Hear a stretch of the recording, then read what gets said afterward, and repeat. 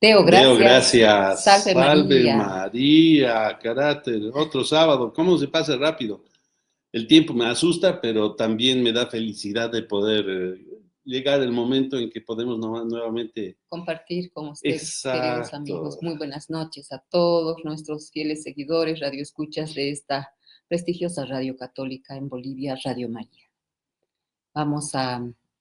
recuerden que estábamos hablando de un libro maravilloso escrito por el fundador de los Heraldos del Evangelio, Monseñor Joao Clá Díaz.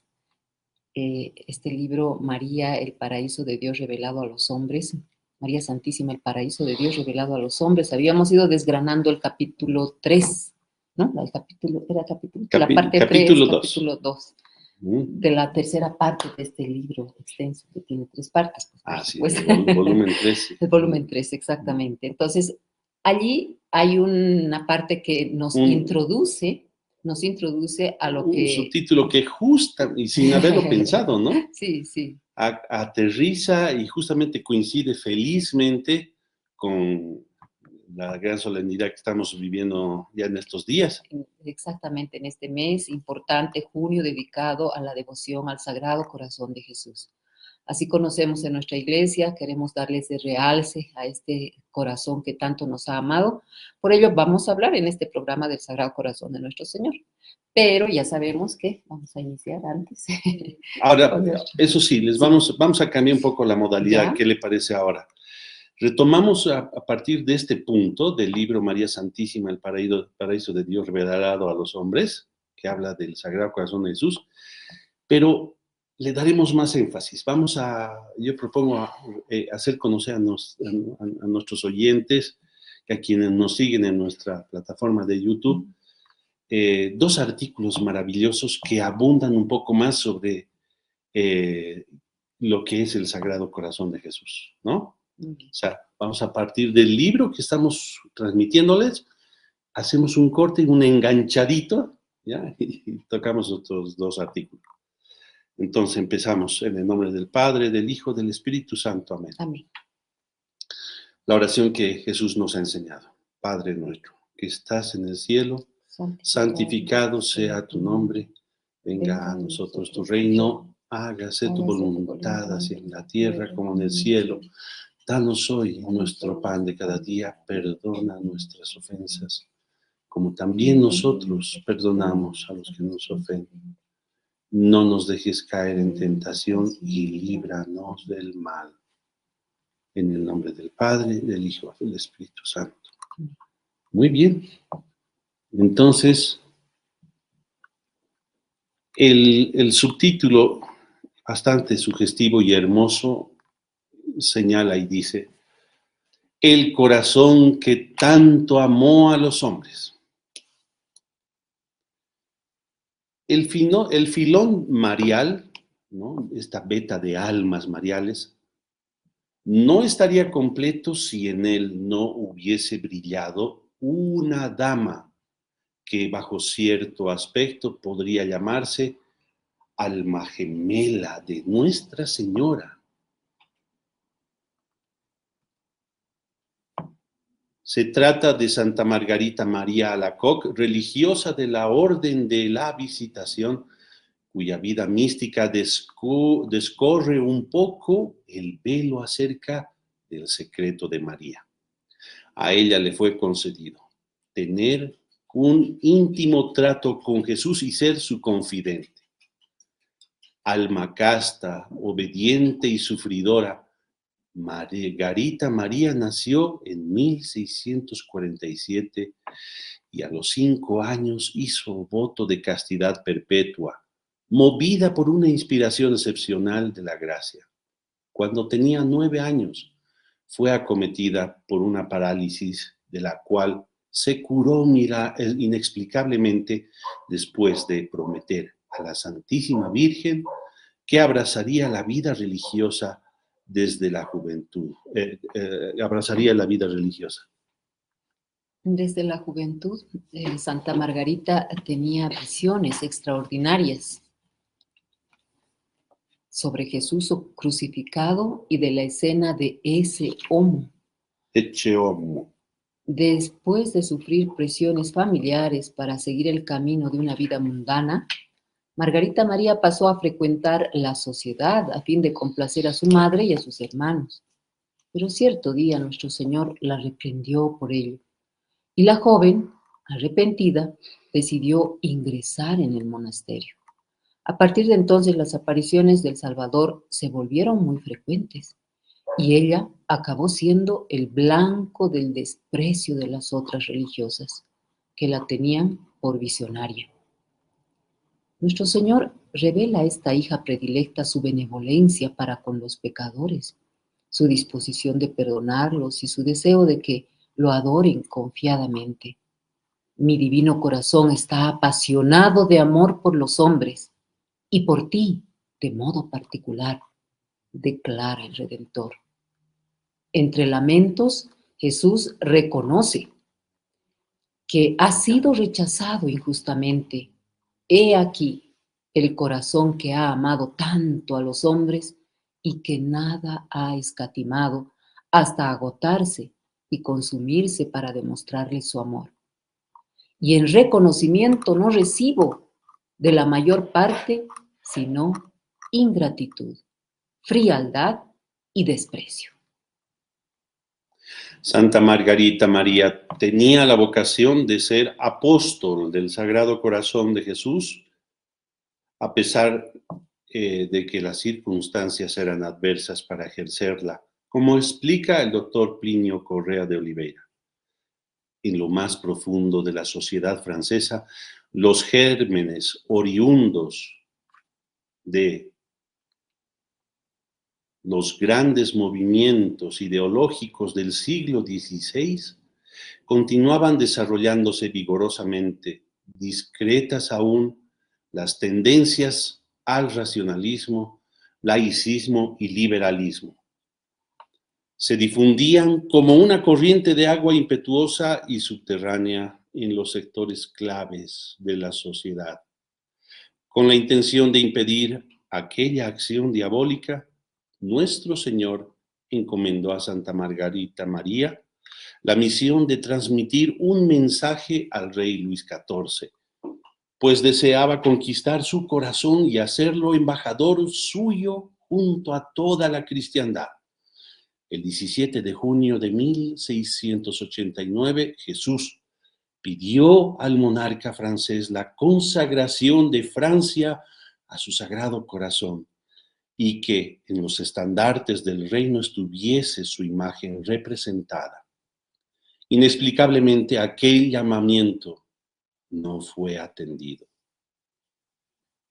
Como resultado, 100 años después, en el mismo día y mes, los Estados Generales convocados por Luis XVI, sucesor del Rey Sol, se autoproclamarían Asamblea Nacional, iniciando así la Revolución, que pondría fin a la monarquía católica francesa establecida hacia más de un milenio a partir del bautizo de Clodoveo. Santa Margarita María puede ser considerada un alter ego de María Santísima, pues participó en alto grado de sus dones y gracias.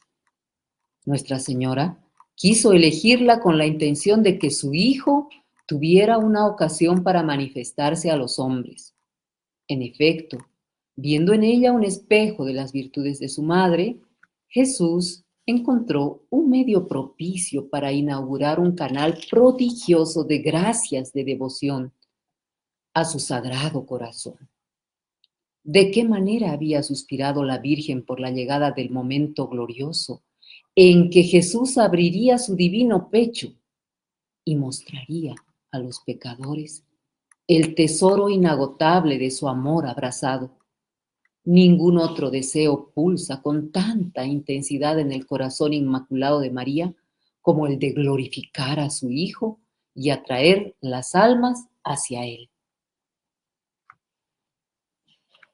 Y Santa Margarita María fue el instrumento escogido para propagar esta devoción, porque en su espíritu ardía el mismo fuego que consume el de la Madre de Dios. Ahora vamos a hablar esa es la introducción de cómo el Sagrado Corazón de Jesús, tal vez, según muchos teólogos, es porque el Sagrado Corazón de Jesús se ha manifestado a lo largo de toda la historia del hombre, ¿no? Y es con Santa Margarita María Alacoque tal vez el último llamado que hace a la humanidad. Y bueno, pues, pero para comprender un poco más la dulzura y el amor inefable de nuestro buen Dios, hay un artículo muy hermoso escrito en la revista de los Heraldos del Evangelio de junio de 2023, que titula Hijo mío, dame tu corazón. Y se refiere a ese horno ardiente, como así lo refiere la letanía del Sagrado Corazón de Jesús, horno ardiente de caridad, tan necesitado, increíble, ¿no? ¿Cómo hablar de un Dios que esté necesitado del amor del hombre? Es que parecería así por la solicitud que hace nuestro buen Dios a toda la humanidad, ¿no? Siendo Él tan dadivoso. Ese Sagrado Corazón de Jesús como que espera de cada hombre, por Él redimido, un sí a ese su llamamiento.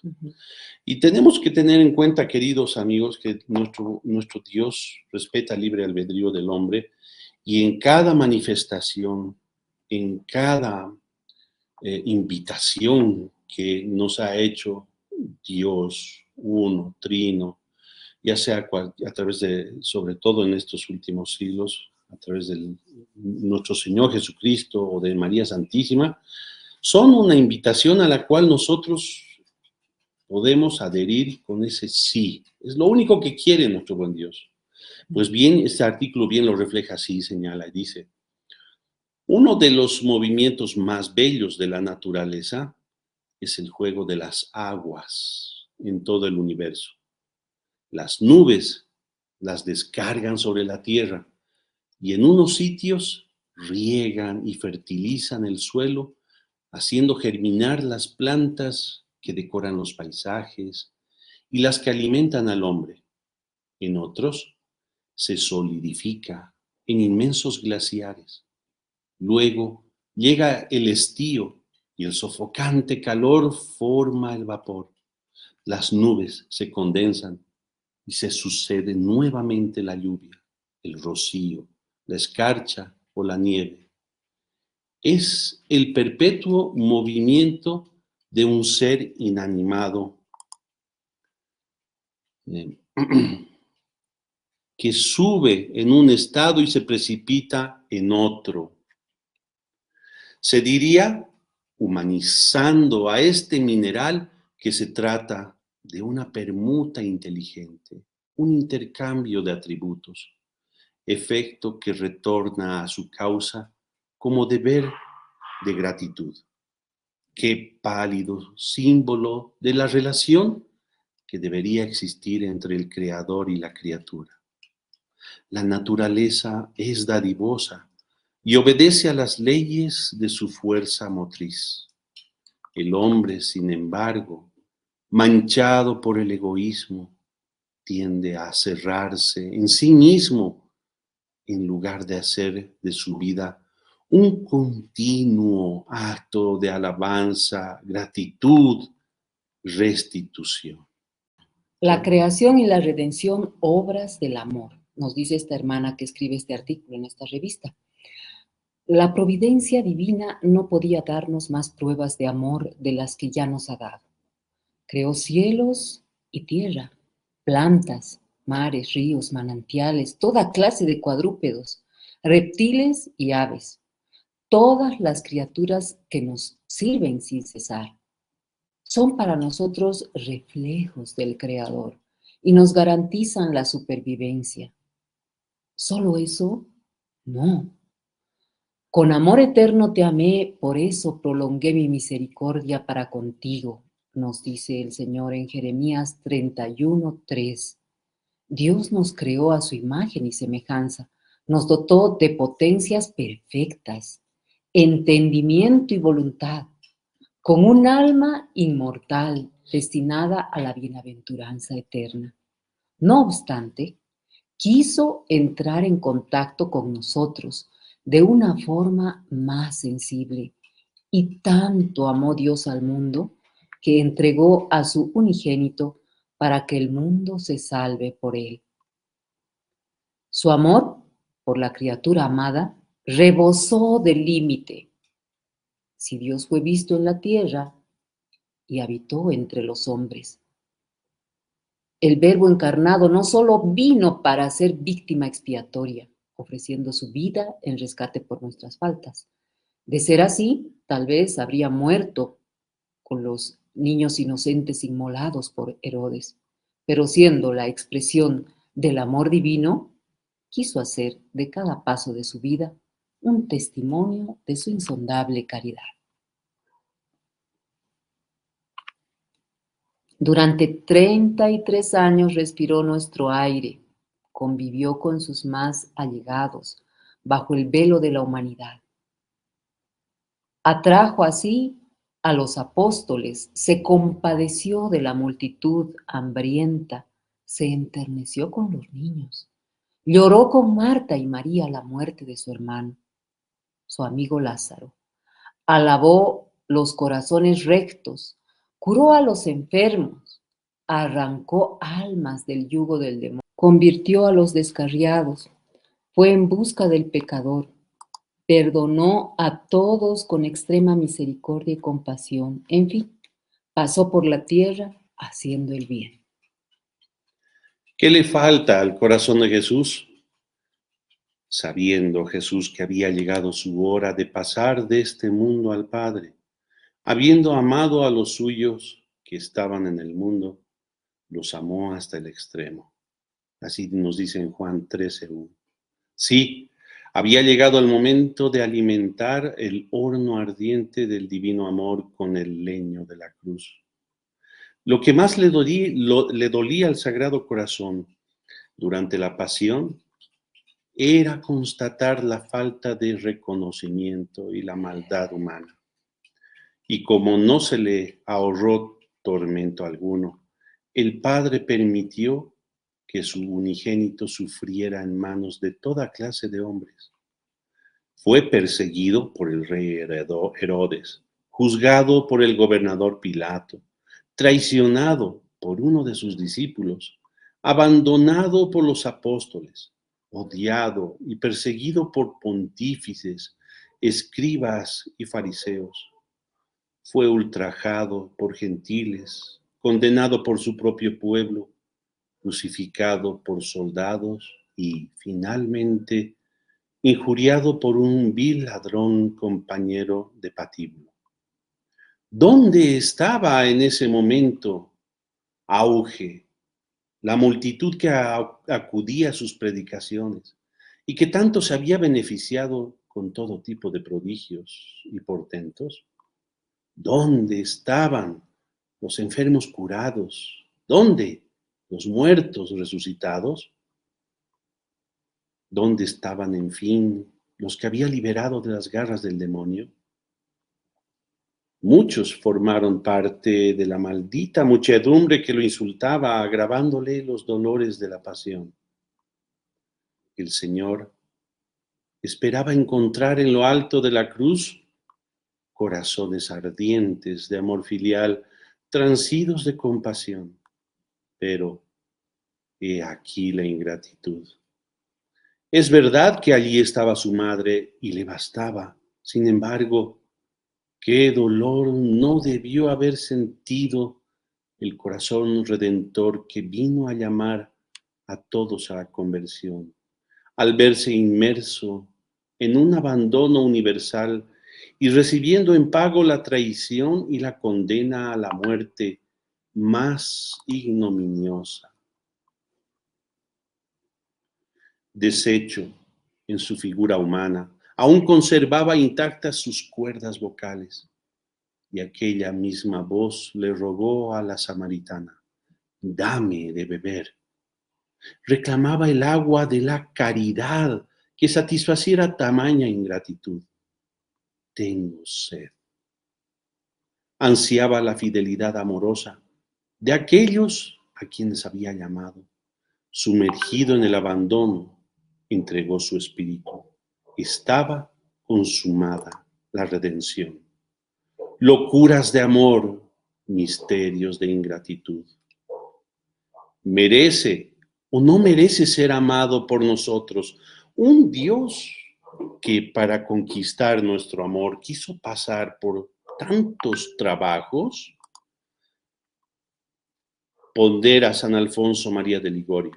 En efecto, Sagrado Corazón de Jesús, el Sagrado Corazón de Jesús, que siendo Dios domina todas las cosas y nos lo ha dado todo, posee una carencia que solo puede ser suplida por nosotros, conforme las palabras a Santa Matilde de Hackeborn. Lo tengo todo en profusión, excepto el corazón del hombre que tantas veces me huye. ¿Por dónde anda nuestro corazón cuando no está donde debería? Como las cuerdas del arpa.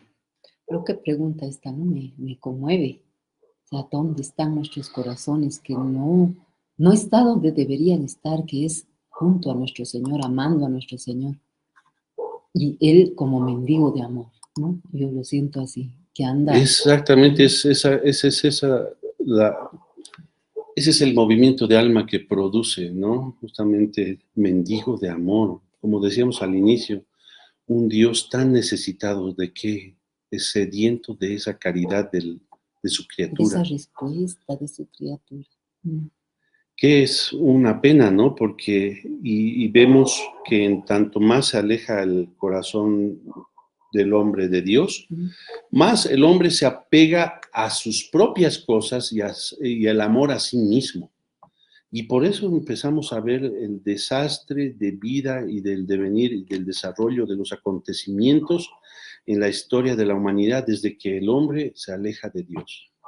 Y cada vez vamos más en declive, ¿no? Vamos involucionando en tema de caridad, de afecto, de sentido, hablemos a ver, de solidaridad y el hombre se vuelve más indolente respecto al sufrimiento de su prójimo. A tal punto que hoy día, queridos amigos, vemos en el panorama internacional cada desastre, cada escenario, a cual más penoso, ¿no? Donde no es solamente a nivel individual, ya es de pueblos contra pueblos, pero es con una hazaña y una maldad que campea y que realmente nos hace pensar si alguna vez el hombre habrá alcanzado aquello que tenía llamado de ser más noble en su vida, es dar este sí y de asemejar su corazón y de acercar su corazón y dejarse guiar por el corazón de nuestro buen Dios. Yo creo que no. En algún momento, tal vez algún periodo de la historia, tal vez hayamos estado un poco más cerca, aproximándonos, pero llegar a eso, porque si no se hubiese realizado el Señor reino que no de se Dios. cansa de hacer llamados, ¿no? En el siglo XX a Sor Faustina Kowalska le dice: la humanidad no encontrará paz en tanto no vuelva el hombre sus ojos a la misericordia de Dios. Esa sentencia es, ¿sí? El hombre no hallará paz mientras no nos volquemos hacia el Sagrado Corazón de Dios. Eso es tal y estamos cual. Hablando de 1938, imagínense, estamos en lo mismo y peor hoy en día.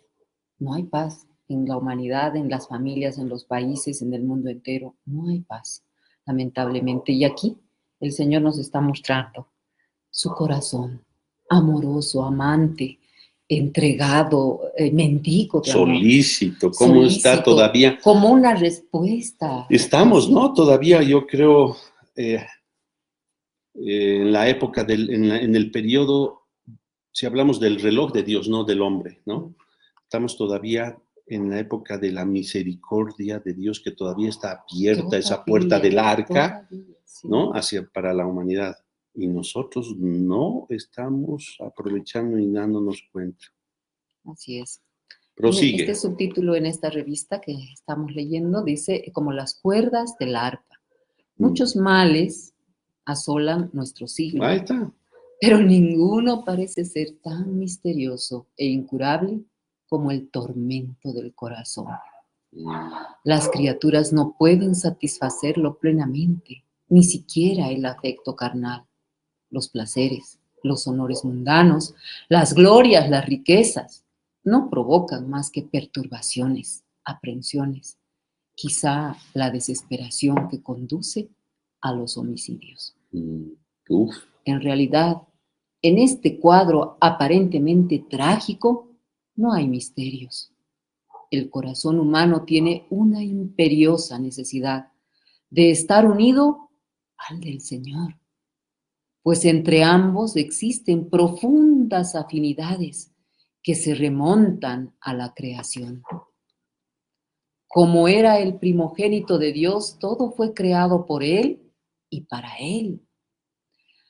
De este modo se puede conjeturar que al plasmar el corazón humano, el Verbo, lo haya hecho con extremos de cuidado y cariño, dotándolo de emociones, sentimientos y necesidades que él mismo anhelaría experimentar al encarnarse. En ese corazón incrustó aspiraciones tan profundas de las que solo su divino corazón podría hacerse eco y calmarlas plenamente. El corazón de Jesús y el del hombre se convirtieron así en dos cuerdas de un arpa armoniosamente afinadas, para vibrar juntas, qué hermoso, y tan delicadamente unidas entre sí, que la vibración de una de ellas provocaría en el mismo instante un sonido correspondiente en la otra. Así pues, si el corazón de Jesús anhela el nuestro, y si nuestro corazón tiene necesidad de él, la solución lógica de tal carencia es inevitablemente entregarnos a él sin reservas. No solo por un deber de justicia, amor con amor se paga, como dice el dicho, sino para cumplir ese insondable designio divino. Impresionante. Y uno se puede a pensar por eso y alguien podría, con justa razón, también elucubrar y decir o levantar una cuestión. ¿Por qué el corazón? ¿Por qué el corazón? ¿Por qué no el cerebro o la inteligencia, ¿no? Ya, llamémoslo en términos así más finos, la luz de la razón. Y es que el corazón representa la totalidad del ser. Y en el corazón transmite la noción de la mentalidad, del alma y del espíritu de las cosas. Corazón, ¿no? Es el núcleo. Hasta en una alcachofa, cuando llegas así, hojita por hojita, comiendo, ¿no? ¿Qué es lo más delicioso? Al último, el corazón. El corazón de la alcachofa. Hasta en las cerezas también dicen, ¿no? El caruso ese, la pepita, el corazón. Y esto también se manifiesta así con esa claridad, queridos amigos.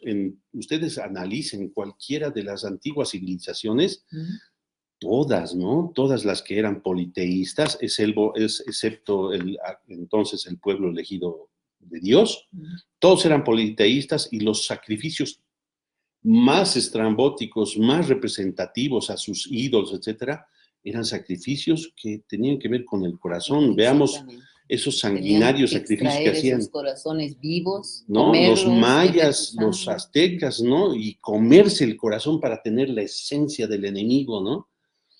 Es increíble. Y aquí podemos hablar, tal vez como un adelanto, tal vez meter la idea de justamente Nuestra Señora, patrona de las Américas, que es Nuestra Señora de Guadalupe. Nuestra Señora de Guadalupe. Nuestra Señora de Guadalupe, que en la definición en términos indígenas, Guadalupe significa la que aplasta la cabeza de la serpiente.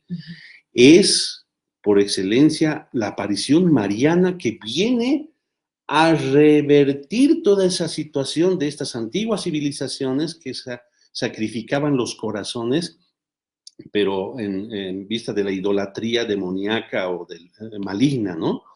Introduce realmente en los pueblos, sobre todo de este lado del mundo, lo que va a hacer es allanar el camino para que Dios obre, ¿no?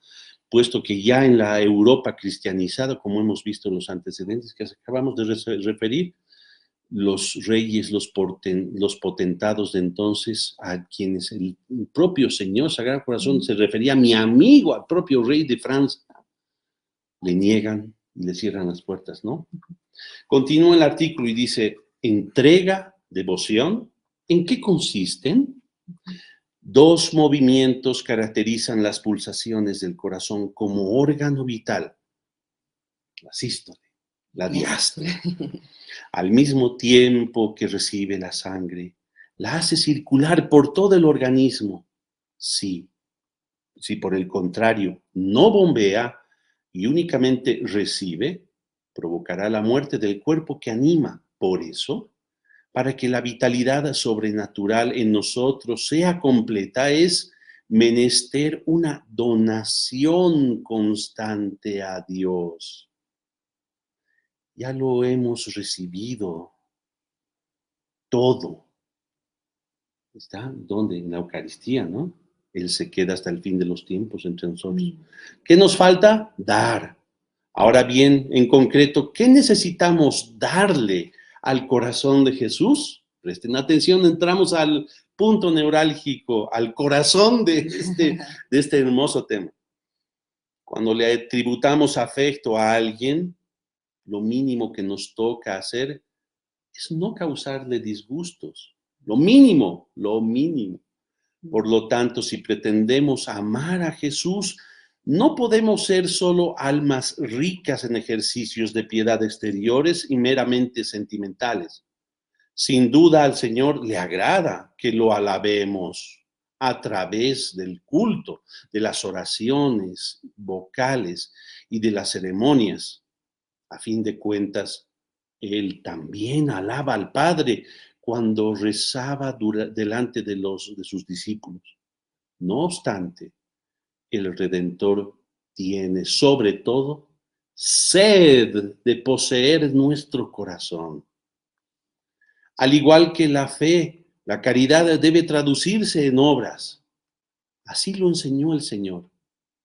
Nos dice en Juan 14:15, si me amáis, guardaréis mis mandamientos. Yo guardo los mandamientos, dirá uno. No mato, no robo, rezo todos los días. ¿Cuántos hay de esos, no, señorita? Sí, sí, sí. Hay muchas almas Hasta que restringen. Hay muchas almas que restringen a algunos cuantos preceptos diarios. La práctica de los 10 mandamientos, ¿no? O sea, solo se circunscriben a eso. Pero que no emplean el mínimo esfuerzo para reprimir las malas inclinaciones, destruir los hábitos viciosos, evitar las ocasiones de pecado, que lo abandonan todo cuando llega la tentación, que murmuran en cuanto se presentan contrariedades y contradicciones. En ellas el amor afectivo está lleno de ilusiones. Es una hoguera de paja que no perdura, que se deshace en cenizas.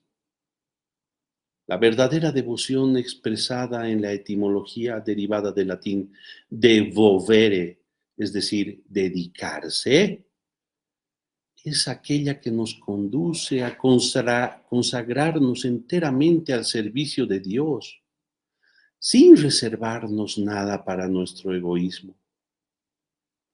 Necesito corazones que amen, almas que reparen, víctimas que se inmolen, pero sobre todo almas que se abandonen, declaró nuestro Señor Jesucristo a Sor Josefa Menéndez. Queridos radioescuchas y quienes nos asisten, al concluir estas líneas, piensa que en este momento Jesucristo está delante de ti, con el corazón ardiendo en llamas y llamándote, hijo mío, dame tu corazón, como recita en Proverbios 23-26. Dios quiere convivir contigo y, como otrora a Adán, te pregunta, ¿dónde estás? O también como le dijo San Pedro, ¿me amas? Qué preguntas, ¿Cómo verdaderamente. nos deja con este artículo hacia el final en esa cuestión realmente para hacer un examen de conciencia retrospectivo profundo? En relación a este corazón amoroso de nuestro Señor. ¿Qué le responderás? Nos dice todavía el artículo. Alma frágil, no temas. Él es tu Padre, tu Señor, tu Creador y Redentor. No te resistas. Entrégale tu corazón en una actitud de abandono filial, sabiendo que Él proveerá todas tus necesidades. Lucha por Él contra el pecado, renuncia a los placeres mundanos, inmólate en sacrificio por la expansión de su reinado por toda la tierra. Cuando dejes este mundo, verás entonces cuán magnífico fue el camino que escogiste. No la vereda florida, libre de espinas y mentirosa, sino la senda de la abnegación, del sacrificio, de la cruz y por tanto la vía del perdón, 1000 veces bendita que te conducirá al paraíso. Pidámosle al Inmaculado Corazón de María que nos introduzca definitivamente en el Sagrado Corazón, como hacemos, ¿no? La consagración a Jesús por María, este Sagrado Corazón de su Divino Hijo y que prepare en nuestro corazón un trono para que allí reine su amado Jesús. Si un gran número de almas están dispuestas a tal empresa, tengamos la certeza de que ya empezaron a sonar las primeras melodías de una era nueva, mariana y celestial, donde todos los corazones serán uno solo con Jesús y María. Qué bonito artículo, realmente muy reflexivo para todos y cada uno de nosotros. Y esto podemos aún todavía ahondarlo más, porque desde la perspectiva de la piedad de un varón católico, el pensador católico más grande del siglo XX, como fue el profesor Plinio Correa de Oliveira, él entonces escribió un artículo, ¿sí? Para su época, que titula, muy lindo este título, queridos amigos, dice, Abismo de todas las virtudes. ¿No? Ya hemos visto la solicitud de ese corazón de nuestro buen Dios. Ahora vamos a ver el tesoro que encierra bajo el prisma y la retina de este gran varón virtuoso, que fue el inspirador del fundador de los Heraldos del Evangelio.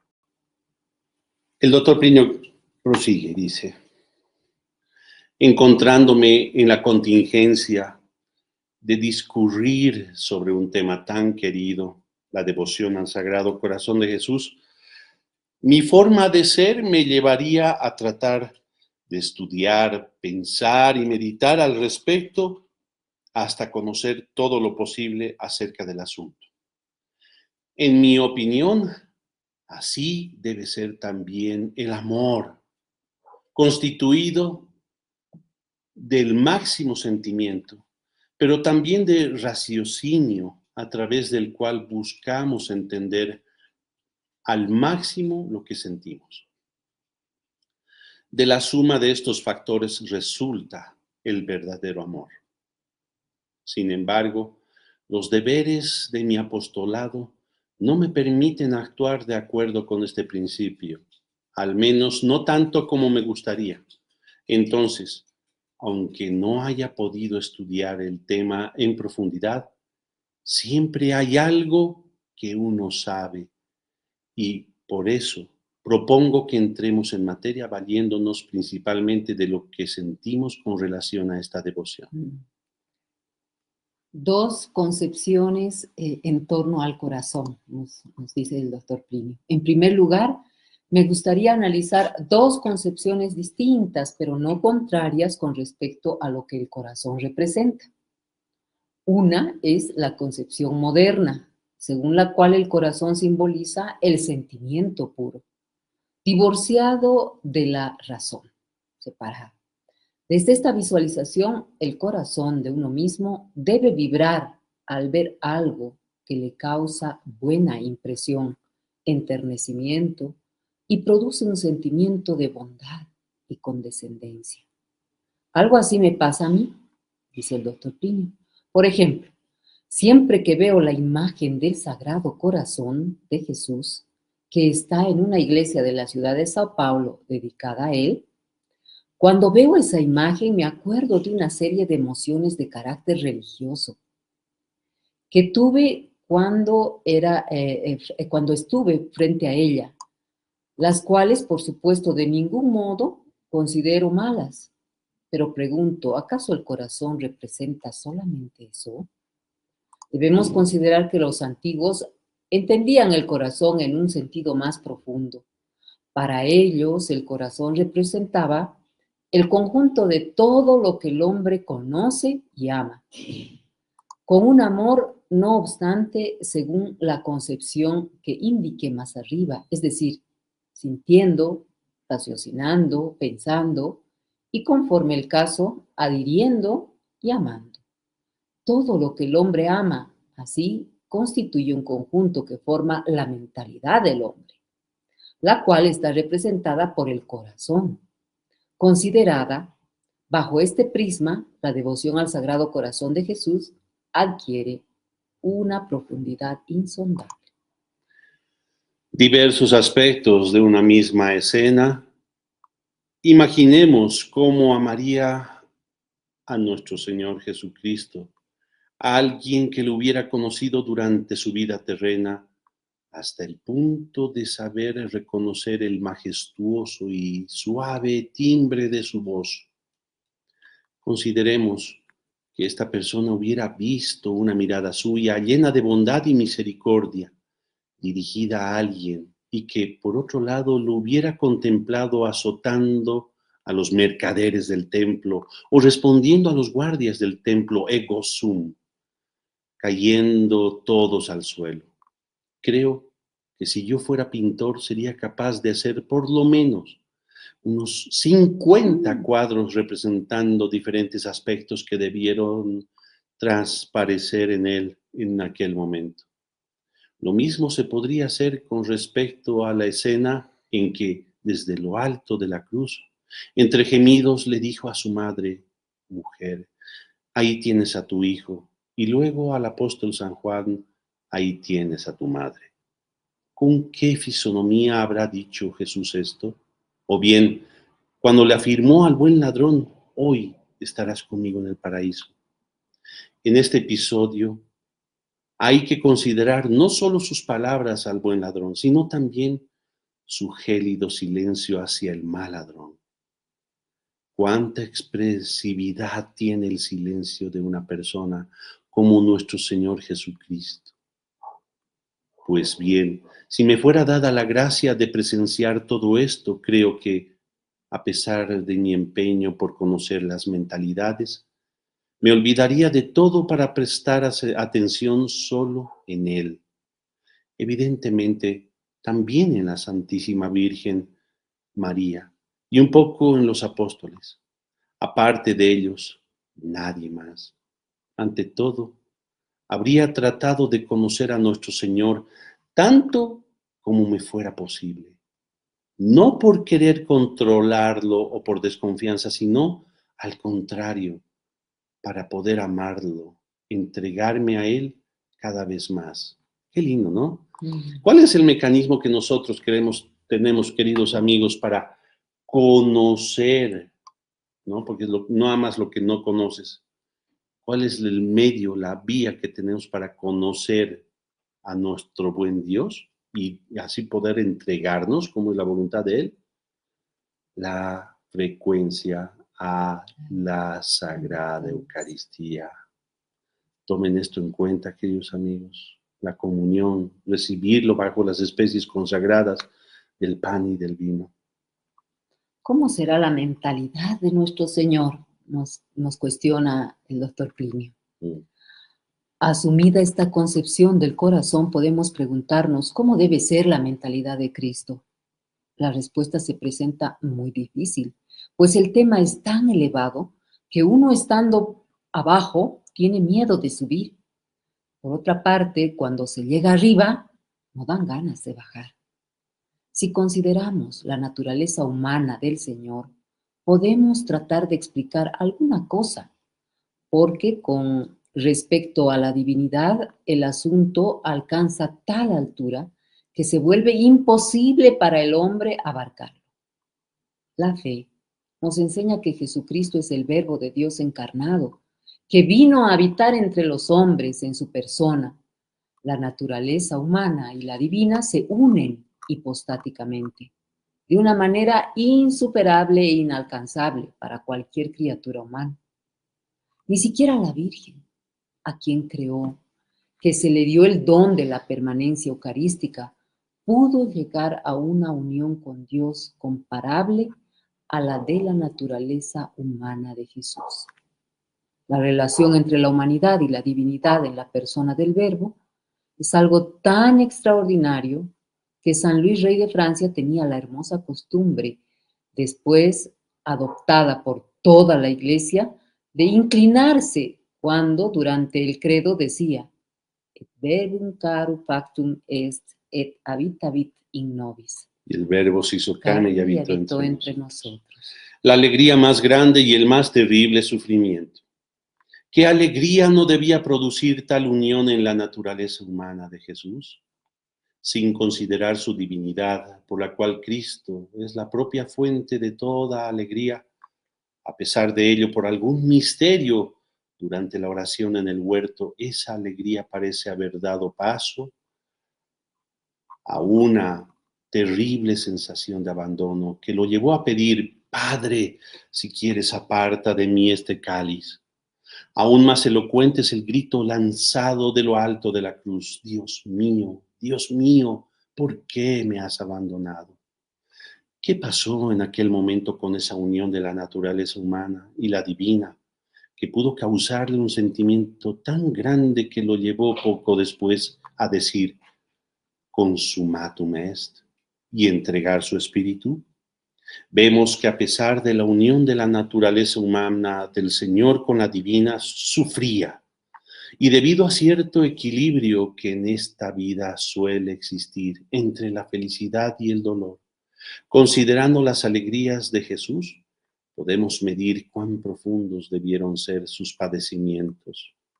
Creo que uno de los sufrimientos más desgarradores por los que Cristo pasó fue el de lo inexplicable, pues ningún dolor humano es tan grande como el de sufrir sin saber el motivo.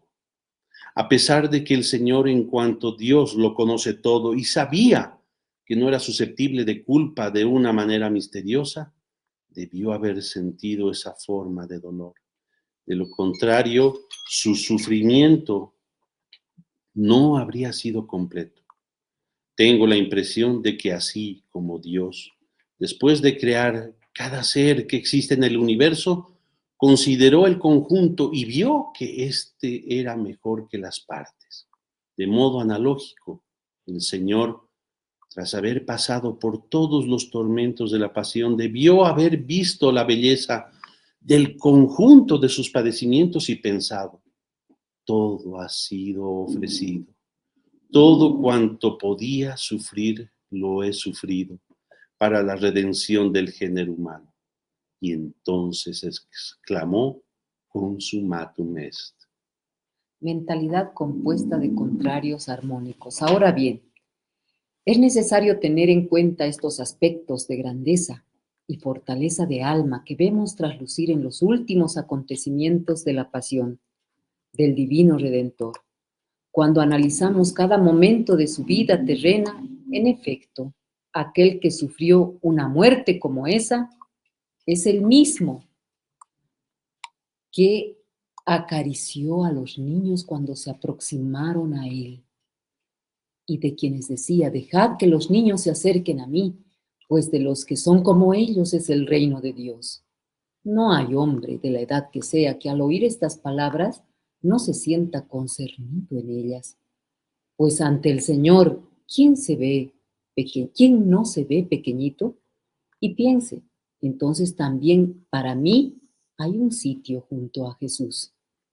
Debemos considerar que estas palabras rebosantes de dulzura salieron de los labios de aquel que durante la pasión mostró que poseía una inigualable fuerza y decisión.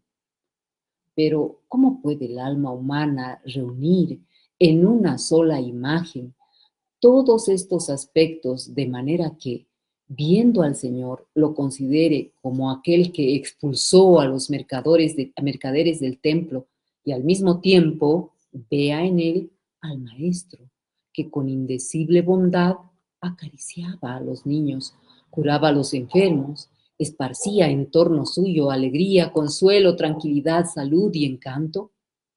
Más aún, ¿cómo conjugar en una sola visión al varón tan fuerte, único e incomparable que se ve en la sábana santa, con el niño Jesús recién nacido, abriendo los brazos y sonriéndole a la Virgen?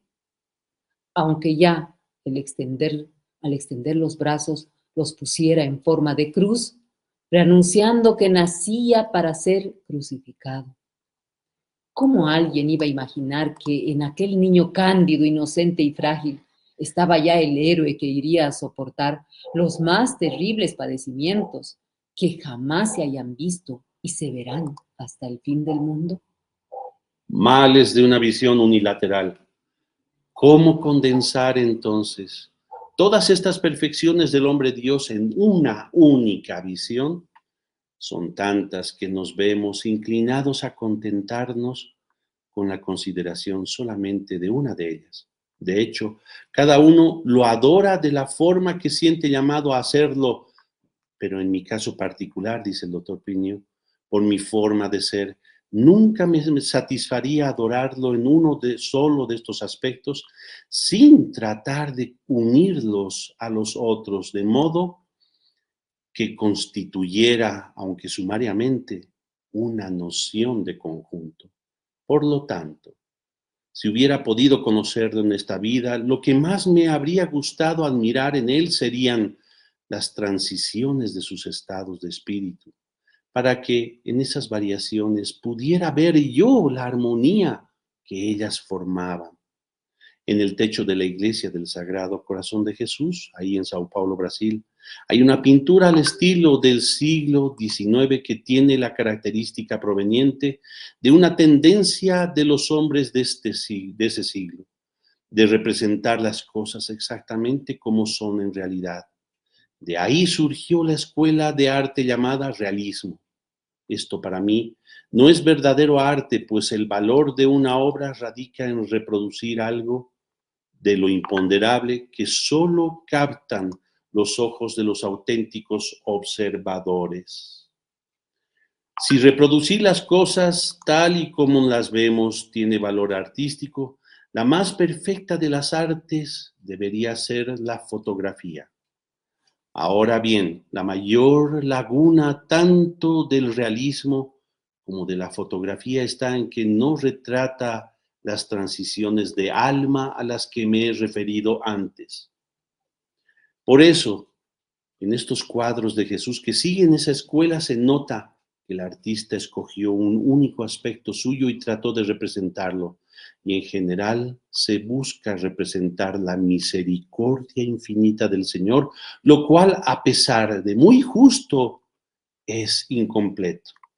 En las letanías del corazón de Jesús se encuentra la siguiente advocación: corazón de Jesús, abismo de todas las virtudes.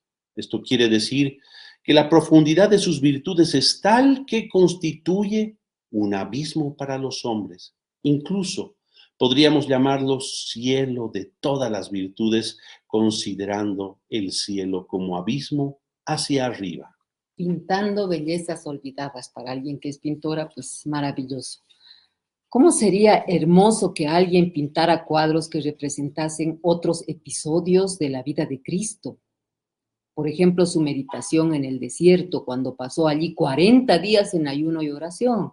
Hasta nos lo podríamos imaginar junto a una piedra, en medio de un paisaje árido, donde solamente hubiera una vegetación ordinaria y escasa, en contraste con la grandeza de esa escena. A lo lejos, extensiones cubiertas de una bonita arena que se encuentra en el horizonte, en el cual se puede ver un atardecer color brasa, recortado por el perfil de Jesús. O también se podría hacer un cuadro de Cristo, agrandando a la Virgen. Si ella se había deleitado en la observación del universo, ¿cuánto no le habría gustado contemplar a aquella que era superior a todo el universo? Representarlo entonces mirándole a los ojos a María Santísima y ella llena de admiración para con Jesús. Él por su parte como creador piensa, es mi obra maestra y como hijo es mi madre. ¡Qué perfección! ¿Qué no daríamos a cambio de contemplar una escena como esta, aunque fuera por el agujero de una cerradura? Después de verla, ¿para qué seguir viviendo? Porque si alguien me dijera, mire el mar, qué bonito, yo, que tanto me gusta el mar, pensaría, ¿qué hay que ver en el mar después de haber visto a María? En fin, ¿cómo desearía que se buscara representar todos sus estados de espíritu?